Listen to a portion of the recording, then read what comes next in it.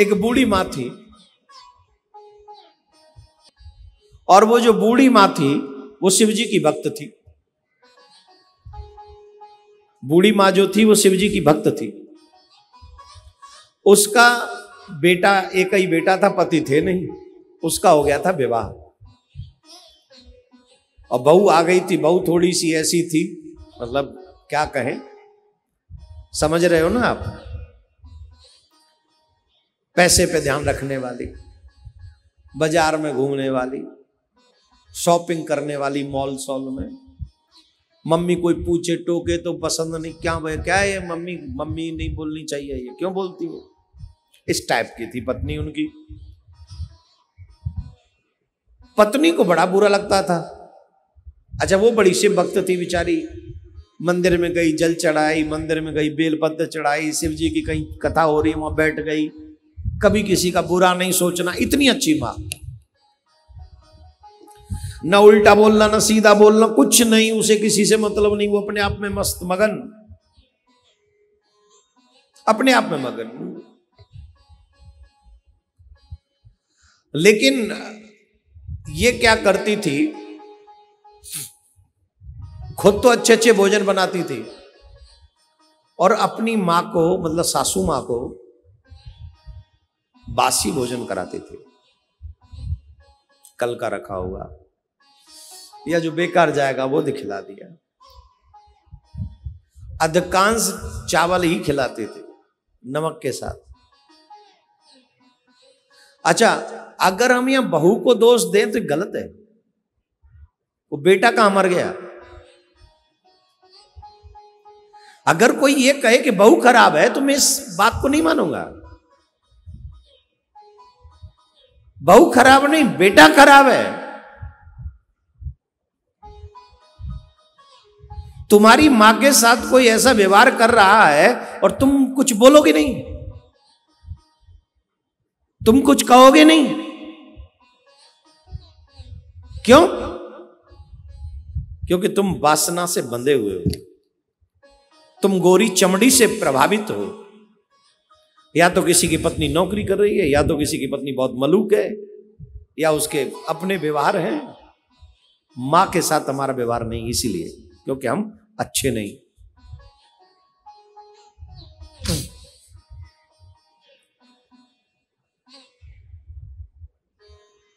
ऐसा व्यवहार करती थी, लेकिन वो उसी में मगन थी। मां कभी शिकायत नहीं करती थी, भगवान भोलेनाथ का ही भजन करती रहती थी। एक दिन क्या हुआ, बहू को किसी बात पे सासू मां ने कहा कि बेटा ये जो तुम लेट लेट आती हो घर में वो ठीक नहीं है, थोड़ा जल्दी आ जाया करो। इस बात पे मुंह फूल गया उसका, कुप्पा सो मुंह फुला के बैठ गई। आप जानते कुप्पा किसको कहते हैं? नहीं, चलो मत, हमारे ब्रज में कहते कुप्पा सो मुंह फुलाए के कायकू बैठी है। अब जो तो हमें पता, आज तक हमें उन्हें पता चली कुप्पा का कहते, पर हमारे गांव में घरों में ये किसी एक किसकी तरह, मुहावरे की तरह इस्तेमाल होता है। ये देखो जी कुप्पा सो मुंह बना के बैठे हो है, तो कुप्पा का है जी मुंह आज तक ना पता चली, पर मुंह बन जाए सो कुप्पा सो। तो वो भी कुप्पा सो मुंह फुला के, मतलब थोड़ी रूठ राट के कई की तरह कूप भवन में बैठ गई। पति आया शाम को, ए सुनती हो इमरती, इमरती, और इमरती तो वैसे ही विष कपरिया बनी बैठी। बोले बाहर में गई इमरती, अपनी मैया ते जाके बात कर, खबरदार कर मुझसे कुछ कहा तो।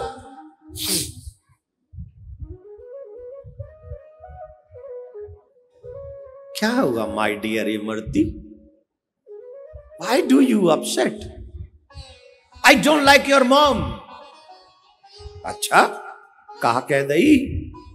अरे पता नहीं क्या क्या हमसे कहती हैं कि लेट मत आया करो। कौन है वो जो मुझे रोकेंगी?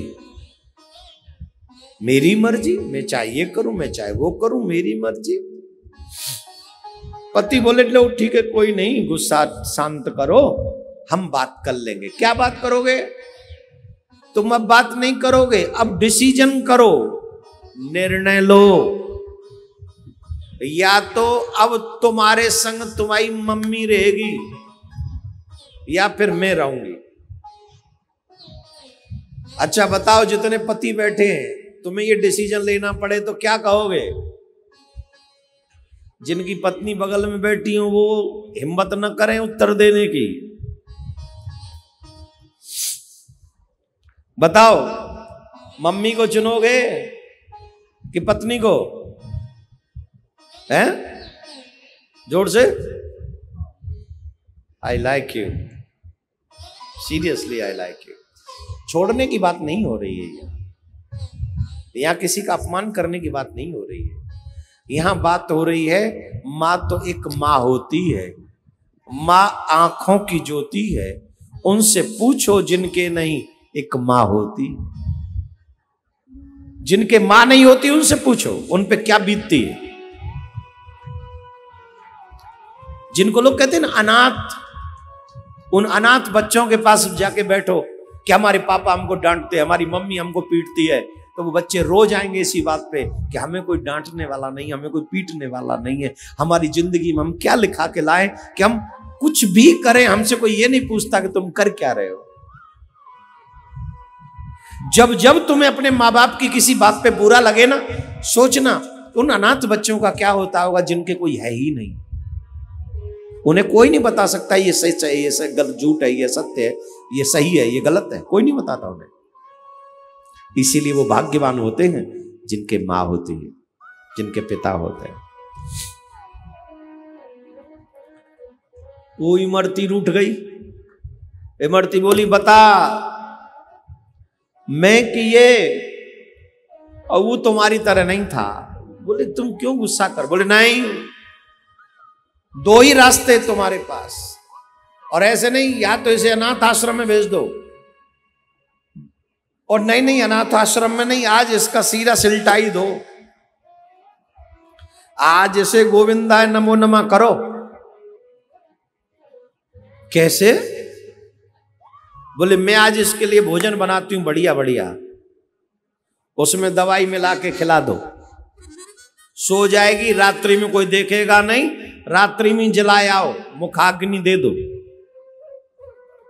अच्छा, कई बार ऐसी स्थिति भी बन जाती है, व्यक्ति स्त्री के इतने अधीन होता है, वही करता है जो स्त्री कहती है। समझ गए? बोले यही उपाय ठीक है, मैं बाजार जाता हूं, शाम कुछ लाता हूं, तू तैयारी कर। वो तैयारी करने लगी और वो बाजार से दवाई ले आया। समझ गए? दवाई कौन सी? गहरी नींद वाली, सोई जाए। इसने भोजन में मिलाया, खीर बनाई, पूड़ी बनाई, कचौड़ी बनाई, अब महाराज घिस घिस के बढ़िया, और झट शाही पनीर में मिला के सब्जी खाओ। माताजी के सामने भोजन को थार सजो। 10 सालन ते कबू नहीं मिले जो आज थार मिल गो। माताजी ये भोजन करो। माताजी को थाली देख के हो गई टेंशन। माताजी बोली ये क्या चक्कर है? चली गई थाली धर के ना। वो सोच रही है आज तक तो इसने ढंग का भोजन भी नहीं कराया हमको, और आज इतनी व्यवस्था, आज हमने टोका भी इसे। जट समझने लगी कहीं कोई गड़बड़ तो नहीं, और न खाऊंगी तो फिर कल कुछ न मिले। आज अगर मैं कह भी दूं कि मेरा पेट खराब है, कि मेरा मुंह खराब है, कि मेरा जी मचला रहो है, तो कल जी मचल जाएगी, कल ते वो चावरू न मिले। अब बड़ा धर्म संकट। महादेव को मानती थी, बोले बाबा तुम तो विष पान करने वाले हो, अगर याने कछुआ में मिलाउद होए तो अब तुम ही रक्षा करियो हमारी। और झट पी गई खीर, खाए गई खीर पूरी ने, सबन ने, पनीर भी सपा चट, खत्म। औ का सपा चट हुआ तो खाते ही अम्मा लुढ़क गई। जहर नहीं था, बेहोश करने वाली दवा थी। प्लान ये था कि बेहोश करके ले जाएंगे और वहां चिता में जला के स्वाह कर देंगे।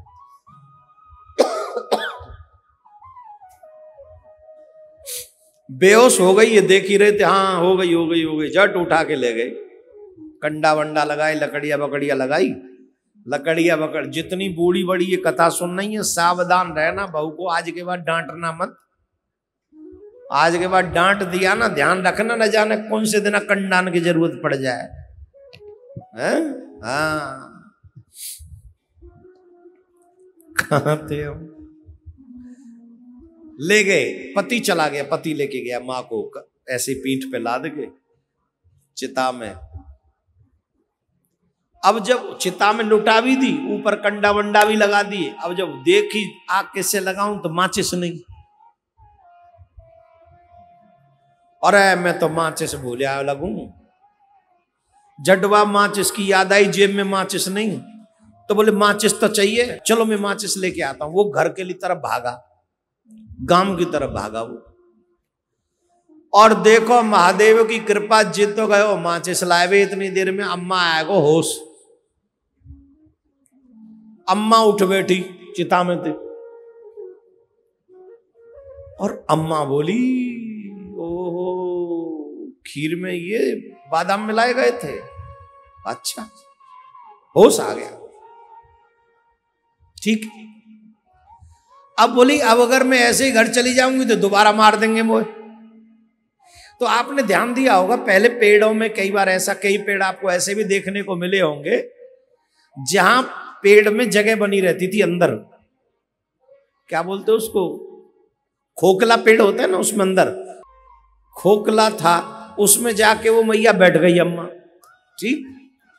अब वो छोरा लौट के आया वहां से भाग भाग के, और जब छोरा लौट के आया उसने झट माचिस लगा दी, और उसको ये लगा अम्मा इसी में होगी, वो जला के गया। बड़ी ऊंची ऊंची, बड़ी ऊंची ऊंची लपट उठ रही, वो तो भाग गया, बोले अगर मैया को स्वाहा है गई मैया, घर लौट गो। ये तो लगाए आंच गए घर। अब वो मैया सोच रही, हाय हाय भोले बाबा, अगर मोह होश न आए हो तो मैं की संग लपटन में हवाल स्वाहा है गई होती। हे भोले तेरो भजन काम आएगा। हे शंकर भगवान, तुमने हमारी बड़ी रक्षा करी, तुमने विष पान करके देवतान की रक्षा करी, तुमने तो हमारी रक्षा करी। भोले आप बड़े साक्षात का, बहुत साक्षात। मैया बड़ी। अच्छा, उसी समय 10-5 चोर आए, चोर कहीं से चोरी करके लाए थे, और चोरी करके लाए थे तो वहां तो गिनने वाले थे नहीं कितना सोना है, कितना पैसा है, कुछ नहीं। अधिकांश वो शमशान में ही आके बैठते थे, बोले यहाँ, क्योंकि शमशान में रात में कौन आएगा। वही, अरे चिता जल रही है भैया, लाइट प्रकाश है, यहीं गिन लो, बोले हाँ गिन लो। अम्मा ने देख लिया चोर हैं, और खूब पैसा है, खूब सोने की आवाज आ रही है। अम्मा ने बुद्धि लड़ाई, अब घर जाऊंगी तो धोता जाऊंगी, फिर मार देंगे ये तो कोई ऐसी व्यवस्था तो करो, कम से कम मारे नहीं। तो अब करूं कैसे, घर जाऊं कैसे। बोले उपाय है, जिस चोरन को पैसा अगर मेरे अंडर आ जाए तो बहू बेटा दोनों सेवा करेंगे। अब वो पेड़ में बैठी, खोखले पेड़ में मात कर रही,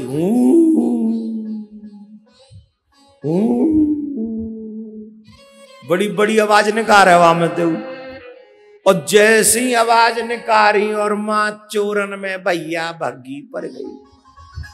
चोर भागे, मई सब पटक के भाग गए कि भूत आएगो भैया, भूत आएगो, अब नहीं छोड़े, अब खा जाएगो हमें, अब न छोड़े। भाग गए सब। अब सब जब भाग गए तो मैया अब निकरी वहां में थे, और जब मैया खोखले में थे निकरी तो एक ने वो मैया निकलती वही देख ली।